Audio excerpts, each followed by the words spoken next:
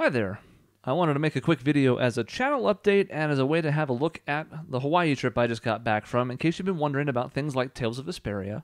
It disappeared because I was gone in Hawaii for more than a week, and I wasn't really sure what the internet was going to be like there. Obviously, they have it. It's not like it's some third world country or anything, but you need a pretty good dedicated line if you want to be uploading big video files, and I didn't want to risk it. So we took a little bit of time off, and between that and Michaela starting school, we haven't really had much of a chance to go back into it yet. It'll be back soon, and Chrono Trigger will be starting Monday. Today is Saturday. So that'll be back, and then Vesperia should be back not too long after that, so never fear. Let's talk about Hawaii, because it was super cool. Today I'm going to put up some pictures that I thought were kind of neat, talk about them a little bit more than I had to go into detail on the show, the podcast. And then tomorrow I've also got some videos, mostly of just water and surf and waterfalls and whatnot, but I'm going to splice those together and post that up tomorrow. And this is fantastic. Please don't pop up messages when I'm doing things. Thank you. Okay. So we started off on the island of Oahu, flying into the airport there near Honolulu, and then the first place we stayed was near Waikiki Beach. A hotel the first night, a condo the next two. This is Waikiki Beach. In the front there is the Duke statue. It's one of the most famous landmarks in the area. All the shuttles run by here, and we'll talk about those in a minute. It's also getting close to sunset here. I want to say this was 5:30. And even at this time of day, you can see it is very busy. Now take that crowd and multiply it by about 2, and then you've got what it's like in the afternoon, the peak times. That's when things really picked up, and that was where I was like, man, I couldn't even imagine myself spending time out there. It was so busy. If you're looking for a big contributing factor as to why I didn't spend any time in the water, this is a small part of it, but a part of it nonetheless. So yes, by the way, we are doing an old grandma and grandpa style slideshow. This is not what I expected my life to be when I turned 31, but here I am. So yeah, Waikiki at sunset. Waikiki didn't cooperate with the sunset shots I wanted. Pretty much every day there were massive amounts of clouds to the west.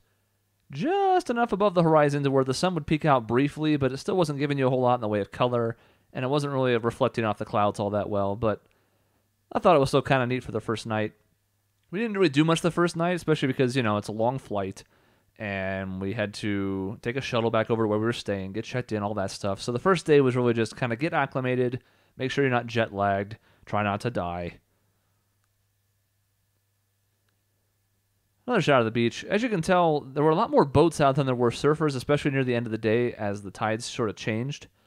But man, you could see all sorts of boats. In fact, there were a couple more like small cruise ships that came all the way up to the shore of the beach. It was kind of weird. It was like, hey, watch out, people, because this boat's coming through. But it was an easy way to get on and off, I suppose. This is Waikiki Beach the next day. Still not the prime time, so this is not as busy as it could be. This was more like late morning, maybe around noon. There are some umbrellas that are already there on the beach, which is helpful. You can also obviously bring your own out, but the ones that were kind of entrenched there, the ones that were there on a daily basis, were filled up very quickly. Very quickly. I mean, we were out there relatively early because, 3 hours behind my time, 4 hours behind my aunt's time from Colorado. We were waking up at like 6 or 7 a.m., and even that early in the morning, like maybe 9 or so, when I would first go outside and start having a look and stuff, the umbrellas were all taken. So if you wanted one of those and didn't have one of your own or just wanted to claim a primo spot, you had to get there very early. So with the beach aside, we started to spend the next 2 days, which was the bulk of the time that we were in Waikiki/Honolulu, and we were riding trolleys. This is the view from the second story of one of the double-decker trolleys. This is the pink line, and it's only $2 to hop on, and it takes you in a loop that goes pretty much around the whole Waikiki area, just a little like 3-mile-ish loop. There were also 4 other ones that we took, the green, the red, the blue, and the purple. And the 4 of them cost a lot more, but if you paid for one, you essentially paid for all of them, and the next day was free. So for our purposes, taking those around for 2 different days was perfect. It was kind of neat sitting up on the top in the front. It was like driving the thing, but from a very different angle. The windshield wasn't necessarily great for taking pictures, as you can sort of see my reflection in the middle there, but the sides were fantastic.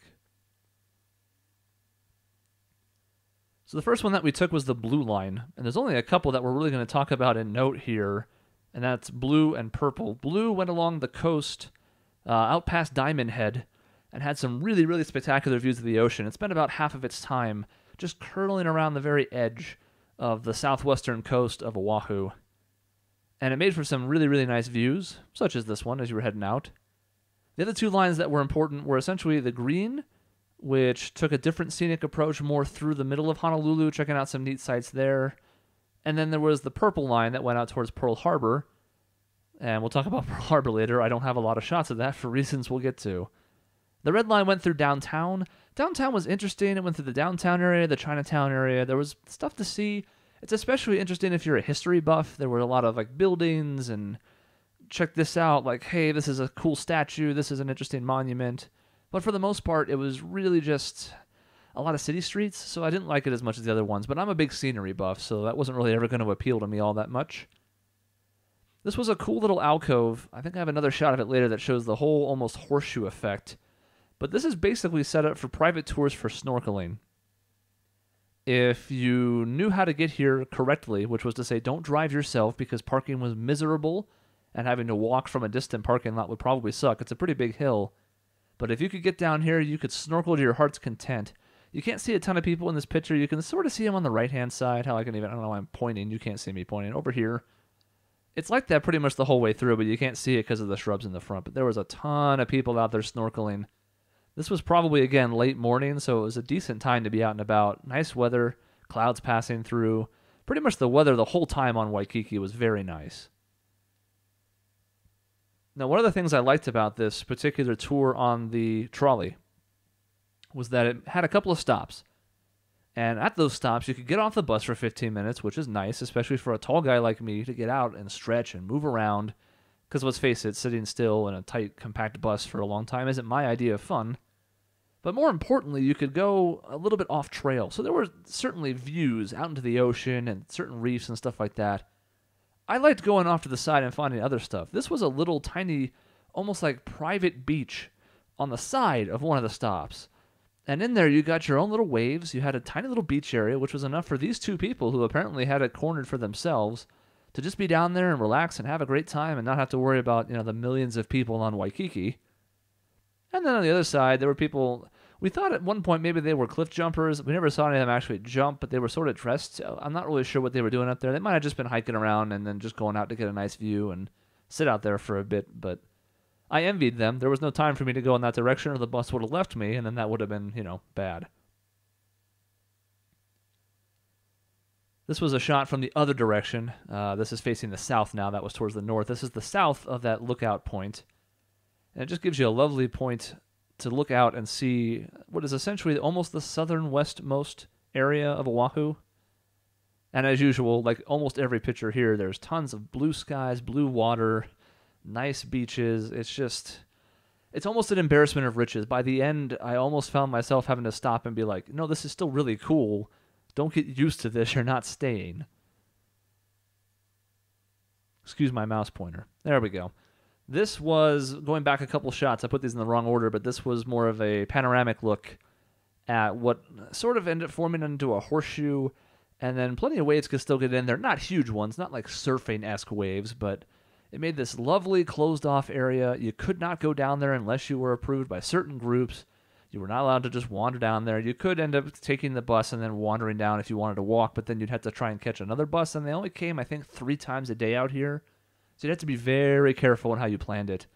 But this whole area was kind of neat, and if I was going to do more of the beach experience, or snorkeling in particular, this would have been the spot. So this is in the eastern end of Waikiki, looking out more at Honolulu.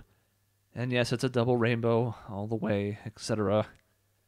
But it was more interesting to me that there was this nice golf course. Well, okay, a decent golf course. Wasn't exactly super nice, but a golf course across the canal, and then you can just see the city. And what I liked was there was a number of different places on both islands that we went to where you can see the buildings that snake up into the mountains, only in certain spots where they were carved out for civilization. This is what they talked about in great detail, which is basically to say there's not enough land to go around. We can only build on so much of it.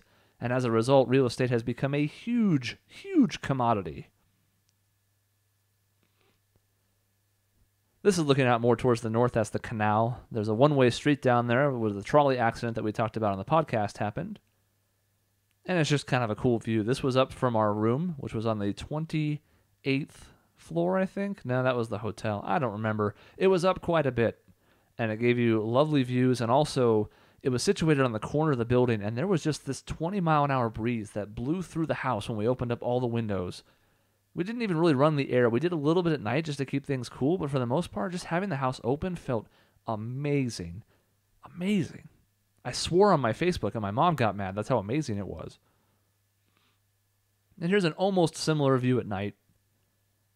There is a baseball-looking stadium on the far right side. There's actually another baseball and football stadium in the foreground up here where it's dark for what we think is the high school of the area. But they weren't all lit up. There were people practicing there the day before we left, though. And up on the roof of this place that we were staying was a pool, which is over there on the right. There's the fence for it. You can't really see it. But a pool up there. There was all sorts of little chase lounges, those things you can just lay on and get tan, and 3 gas grills, just plugged into the gas line. And we took advantage of those one night because I figured if I want to grill, and I do all the time, why not do it with a view? So it made for some nice scenic escapades while I waited for the meat to get done. And yes, we had both burgers and steaks because we're animals, I guess. I don't know. This is the only applicable shot I have at the Pearl Harbor Monument. There's not a ton that I think is especially photo-worthy. And what I mean by that is, there's museums with cool displays, and there's a lot of information you can read about just to learn about the entire span that happened before and after the attack on December 7th, 1941. It was the 75th anniversary this year, so I think there was even more people there than usual.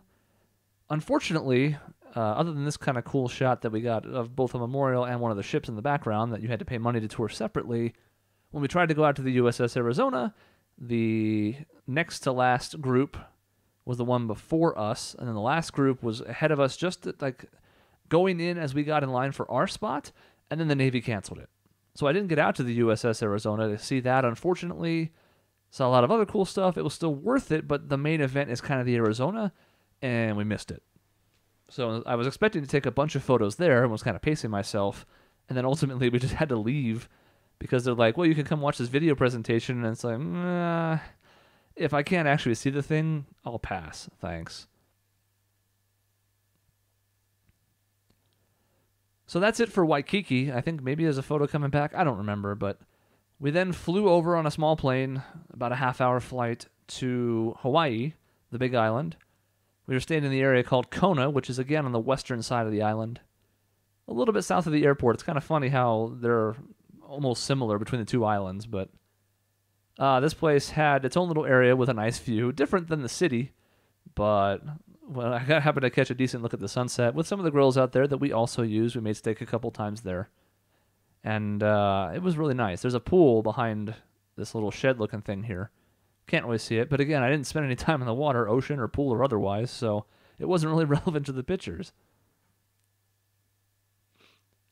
One of the things I spent a lot of time doing in general, but especially on Kona, was just trying to get cool sunset shots. And the first night, we were out and about shopping and getting some stuff for the few days that we're going to be there, stock up the fridge since we're going to be there for 4 nights.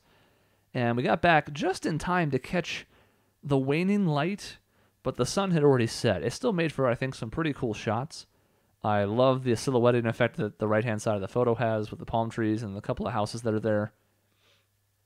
The surf was coming in a little bit. This wasn't really a big area for surf, but, it still was enough to get the tide coming and going and making some nice sound and feeling relaxing. So this was the piece de resistance. This was the creme de la creme. I really like the way the surf splashed up in this shot. I had several of these that I kind of took over a short span trying to time it right, and this is the one that turned out the best. It's pretty cool. What's nice is most of this beach line, and I say beach line, but really it's just the rocks, the shore, was filled with houses, which of course are private property. But there were a few different points, maybe every quarter to half mile, where they would give you public access, and they put up a sign, and they'd say, hey, down here, you can get to the beach, and it's a publicly accessible area. And this was one of them. It was maybe, 1,000 feet away from where we were staying. So a quick little hike up the road, and then you could go to a spot like this where you could get down right by the water. Could have gotten closer and gotten wet, but I felt like this was enough. So yeah, the pursuit of sunset shots. Here we get the Michael Bay lens flare. More nice palm tree silhouettes. The sky was the coolest part. Whenever the clouds weren't completely ruining the sunset, which, it's not fair to the clouds, but you could just see the different colors, the pinks, the reds, the yellows, and then even the more fading, subtle blue. It ended up making just, like, we just sat out there and ate a couple nights just looking at it because it was just beautiful every time.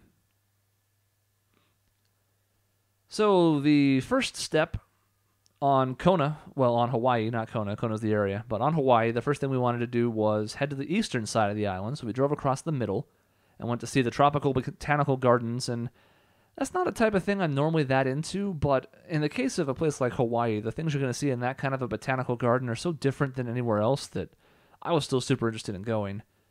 There were different spots that you could take neat photos. There aren't a ton that I took from here. It was really more one of those things that was fun to experience and walk through and stop and look and kind of peer around corners and see what you could see. There were some spots that made for decent photos, but for me, I was more interested in experiencing it than I was shooting it a whole lot. And they did have their own waterfall. Now, one of the points that I had made was that I wanted to see one or two of the cool waterfalls on either island. I wasn't really picky about which. Oahu has its share of nice falls as well, but this was one in the botanical garden. It was nice. The only downside is this was about as close as you could get, and of course it was railed off. They don't want people climbing all over the place in a botanical garden, and I respect that, but as a result, you get this nice shot of the sun shining through, and the falls go up a deceptive amount. You can see them snaking through there. But it was okay. There was also a second waterfall here that was garbage. I can't even repeat what I called it when we were there, and you couldn't get close at all. You could barely see the thing. It was off in the distance. It ended up just being a huge letdown. Luckily, I knew we were going to two much more important ones, so I wasn't that bummed. But at the time, I was like, really? You son of a bitch? But I called it much worse than that. And this, we won't linger on this for very long, but I got a kick out of this sign. Maybe it's disrespectful, but she just loved bamboo, okay? It's difficult to explain to you, okay? But she just loved it, okay? It was her one love in life, bamboo. So the next place we went was Rainbow Falls. This is about an 85-foot drop. Up on the left-hand side there, you can see there's kind of a higher viewing platform, and there's a couple of people up there walking. And then behind where I'm standing to shoot this photo is a much larger, more accessible viewing platform. This one's handicap accessible, so you could get people out there no matter what. The one up there had stairs and whatnot, so that's not the same. But a lovely waterfall, a little cove underneath, a couple little offshoots like this one here, just chilling. But to me, this was one of the highlights of the trip because I could go up and get close to it. This is up above the falls, looking up at the river as it goes behind. And one of the reasons I like this the most, and this is what I like doing almost more than anything when I'm out and about, is going out in the middle of the water, climbing around the rocks, hiking through.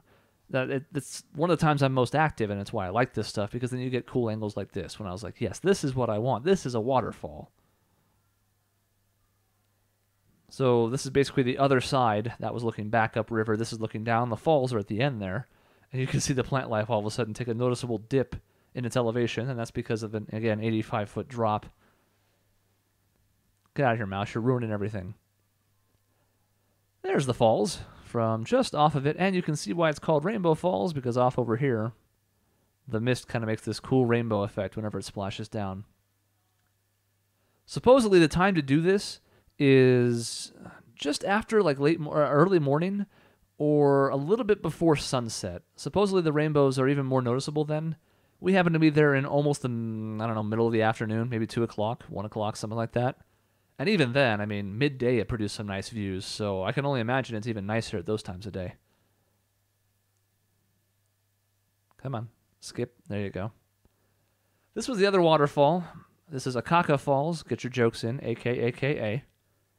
It is something like 420 feet, which is about twice as tall as Niagara Falls.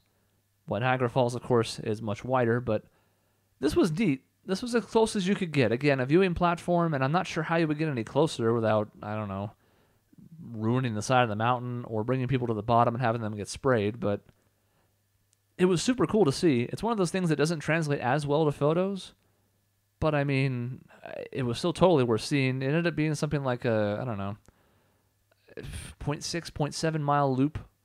And you could actually see another falls off in the distance from a second point as part of that loop.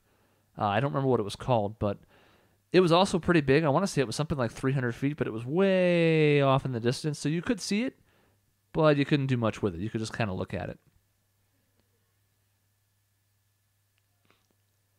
The following day, after those adventures, I played some golf. Just kind of went off on my own. I decided as I was flying in and I saw a number of golf courses that it was something I wanted to do. And I know most people who follow our channel and or the podcast don't really care about golf. A handful do. To me, this was the star of the show. This is the 17th at par 3, and it's a replica of the 17th hole at the TPC at Sawgrass, which is the Island Green. So basically, here's a shot from the tee box up here. It's basically like, okay, well, here's the green. Hit it on the green or you're screwed. And yeah, I hit a ball in the water. Hit a 7-iron, came up way short. Switched to a 5-iron, barely made the green. 2-putted for par. It's still neat though. And again, it's not quite the same as the Sawgrass one, but it's still neat enough that I didn't care. It's very, very close. So Friday was Volcanoes National Park, and then one other stop on the way back that we'll get to in a minute. The National Park System, of course, just celebrated its centennial. 2 days ago as I recorded this on Saturday? So that's kind of cool, 100 years of national parks. All the parks were doing different activities. Most of them were going to be the following week from when we were there, the week of the centennial, but even then there were memorabilia and signs and posters, and I would imagine more people. I'm not sure what their attendance is like regularly, but they were pretty busy there. This is kind of a weird one. This was a path that went out through a recovering area, a swath of land that had basically been run through with lava, and then now, I want to say it was a couple decades, maybe 30, 40 years later, was just starting to get some plant life peeking out. The path itself was kind of dreary and wasn't much to it, although it was just kind of neat to see how things grew back. But at the end of that 0.5 mile hike, you came out to this, and you had this view of what is essentially a whole stretch that has solidified, that used to be lava running through. And I don't know if there were people that were walking through. I'm not sure if this is one of them. I think I tried to keep them out of the shot, but you can see people walking down there. It was a really long stretch, and it was not a trail that we took. But I imagine it's kind of neat. This was one that they didn't really worry about warning you. There were a couple other ones like this that they said either were completely off limits because they were too fresh, too hot, and too risky, or ones that were not that dangerous and people were allowed to go on them, but they were still, you could almost like feel the warmth. Not hot when you stood on it, but it definitely felt warmer than regular ground would. Didn't have a chance to experience that because we were looking to do a few things while we were there, but it sounded kind of neat. So this is a look at some of the smoke coming up. We didn't get that close to the lava, unfortunately. If you've been following the news, you know that after that eruption back in April, lava's been spilling into the sea since about, I want to say, mid or late July. I think I said that wrong on the podcast, but I think it was the end of July that the lava finally made its way to the sea. So by the time we were there, it had been doing that for about 3 weeks. And we talked about either doing a boat tour or a helicopter thing to go see it up close. To me, it wasn't a bad idea, but it's expensive, and I feel like photos do it justice. I don't think it's something that I need to see up close. It would have been cool, no question, but for the price and the time it would have taken and the setup, it just didn't seem like it was that worth it. So instead, we came out to the national park, and we took a look at some of this stuff from afar. This is more of that area, by the way. Nobody's allowed on this, however. This was far too recent and dangerous to have anybody out walking about on it. In another area of the national park, you had this, a lava flow that had created a tube, and it was the only one on the area that was actually accessible. There were, I believe, something like 20 or so of these, but all of them were too unstable for anybody to actually go into, except for this one, which of course has been stable for long enough that they have, as you can see, built a handrail ramp into it. But it's kind of cool because, as you can tell, it just goes dark in there. From outside, it looks like a regular area with all the tropical fauna and stuff. And flora, not fauna. And then you go inside, and this is what you see. This picture turned out better than I thought it would. It was very, very dark in there, and I did not use a flash or anything, so I'm actually surprised at how well this came out. But It was about maybe a 0.2 mile stretch inside of the cave that was created by the lava, mostly about 7 to 8 feet tall, maybe 9 at its apex. A couple of spots were more like 5.5, 6, which of course is dangerous for me. The only downside of this was that it's probably the second most popular attraction of the dozen plus or so that are at Volcanoes National Park. So as a result, there were a ton of people. It was kind of tough to get any shots without anybody in it. I ended up stopping a couple times and taking pictures for other people since they asked. I'm not bothered by that, but it's, not as cool as being there by yourself. And then once we got off the beaten path, almost literally, then you could go to a couple other places that had more like nature. And this is what I was all about. I really like hiking when you don't have cement underneath your feet. I don't even mind it when you don't have a trail like this, but that's my jam. So this was a spot that I wanted to go to. This was a 1.2 mile loop that had a few different points on it that you could stop and be like, okay, this is a special kind of plant that lives here. This is a spot where you can see animals. And it was just kind of a fun hike. The weather was much cooler up there at the park in general than it was down on Kona. Maybe about a 10-degree cooler difference because of the elevation. I want to say it's about 4,000 feet to most of the park. Some of the areas on both islands get up to like 14,000 feet, so it can get very cold up there. But as a result, you could see all sorts of wildlife. And these turkeys came, well, this particular turkey came very close, and I forgot to pause it. So now the whole thing is ruined. Hold on. There we go. So this turkey, it did not really care. And, of course, we weren't going out of our way to try and scare it or move a lot or anything, but he came up looking for food. There was some kind of berry that was on the ground just at the bottom of the frame here. He went up and took that, and he was like, okay, cool, later, peace. And then after Volcanoes National Park, we decided to stop at a place that we had talked about, hadn't really decided, but we drove right past it to get to Volcanoes, so it seemed like a thing to do, the black sand beach that is on Hawaii. You've maybe heard of these before. They're pretty much exactly what you would think they are. They're a beach with black sand. But the end result is that it creates this kind of stunning contrast. My only regret about this, because this was probably my second favorite stop on the entire trip, is that it was overcast. And you can kind of tell because it's not as sunny as it would have been. With the sun out, I'm sure this contrast is even more stunning. But as a result, it was a little dim. I didn't care. I loved this place. It was super cool looking. So there was all sorts of places where you could go out, either on the beach area, which we'll see in a second, or there was a lot of rock outcroppings that would reach out, and then, the surf would crash up against it. Surf was pretty busy that day, and you get shots like this. And if you were smart about it, you could stand just out of reach for where the surf curled over the top and then ran up and then slowly faded. That ebb and flow that would come up to your toes maybe and then sink back. That's about where I was standing for these, crouched down to get lower for the shot, but super cool, super cool. This is a look at the more, what's the word for it, regular beach area, the area where you could put an umbrella up or something, a towel, stretch out, tan if there was a sun. But the big difference for me, and this is why this mattered, is look at the difference between the number of people here and the number of people at Waikiki. Now, Waikiki is obviously right by the main airport of the islands. It's accessible. There's a ton of hotels in the area. It's easy to get to. It's understandable why it is so populated. I don't really have a grudge against it for that, but this is more my scene. I don't want to go to a place where there's a ton of people. I'd much rather have a place that's more to myself. I don't expect it to be completely to myself. It ain't mine, but this was something I looked at and I was like, yep, that's it. What I liked about this was just how the different colors of water looked.